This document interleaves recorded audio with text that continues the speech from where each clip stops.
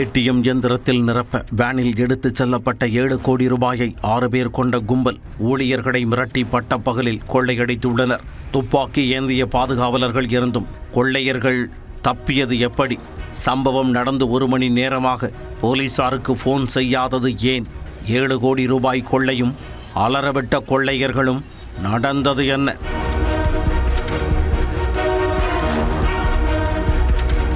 பெங்களூருவின் JP நகரில் உள்ள Ashok pillar அருகே மதியம் 12 மணி அளவில் HDFC வங்கி ஏடிஎம்மிற்கு பணம் நிரப்புவதற்காக 7 கோடி ரூபாய் பணத்துடன் வந்த CMS வேனை 4 பேர் கொண்ட கும்பல் பயங்கர ஆயுதங்களை காட்டி வழிமறித்துள்ளனர். RBI அதிகாரிகள் போல் நடித்து CMS வேனில் இருந்து துப்பாக்கி ஏந்திய பாதுகாவலர்கள், பணம் நிரப்பும் ஊழியர்கள் மற்றும் டிரைவர் என 4 பேரையும் வேனுடன் கடத்தி உள்ளனர். டெய்ரி சர்க்கிள் மேம்பாலம் வரை வேனை ஓட்டிச் சென்ற கொள்ளை கும்பல் பிற்பகல் 1:15 மணிக்கு வண்டியை பாலத்தின் ஓரமாக நிறுத்தி உள்ளனர். வேனில் இருந்த 7 கோடி ரூபாய் பணத்தை ஏற்கனவே அங்கு காத்திருந்த இனோவா காருக்குள் கைமாற்றிய கும்பல் அங்கிருந்து தப்பிக்க தயாராகினர்.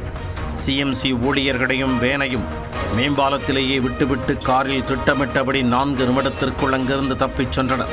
போகும்போது ஊழியர்களிடமிருந்து பறித்த துப்பாக்கிகளையும் அங்கே வீசிவிட்டு சென்றதாக கூறப்படுகிறது.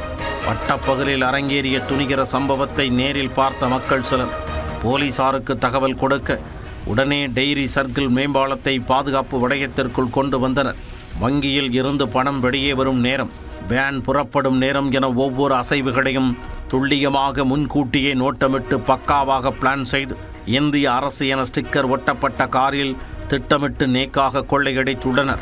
கொள்ளையர்கள் வேனை வழிமறித்து மிரட்டியது முதல் 7 கோடி ரூபாயை கொள்ளையடித்து தப்பிக்கும் வரை கிட்டத்தட்ட 1 மணி நேரமாக இக்கொள்ளை சம்பவம் நீடித்துள்ளது. ஆனால் CMC ஊழியர்கள் அதுவரை போலீசாருக்கு தகவல் கொடுக்கவே இல்லை. மேலும் 2 துப்பாக்கிகள் இருந்தும் அவர்கள் கொள்ளையர்களை சுடவில்லை. மாறாக கொள்ளையர்களிடம் துப்பாக்கிகளை கொடுத்து சரணடைந்ததாக கூறியுள்ளனர். இவையெல்லாம் CMC வேன் ஊழியர்கள் மீது போலீசாருக்கு சந்தேகத்தை கூட்டியுள்ளது. இதனால் ஏடிஎம் இயந்திரத்தில் பணம் நிரப்பும் ஊழியர் மற்றும் அவருடன் சென்ற பாதுகாப்பு ஊழியர்கள் என 4 பேரையும் காவல்துறையினர் விசாரணை வளையத்திற்குள் கொண்டு வந்துள்ளனர். கொள்ளையர்களின் காரை டிராக் செய்து பல்வேறு CCTV காட்சிகளை கைப்பற்றி மாநிலம் முழுக்க அலர்ட் விடுக்கப்பட்டது. விரைவில் கொள்ளையர்களை பிடித்து 7 கோடியையும் மீட்போம் என பெங்களூரு போலீசார் தெரிவித்துள்ளனர்.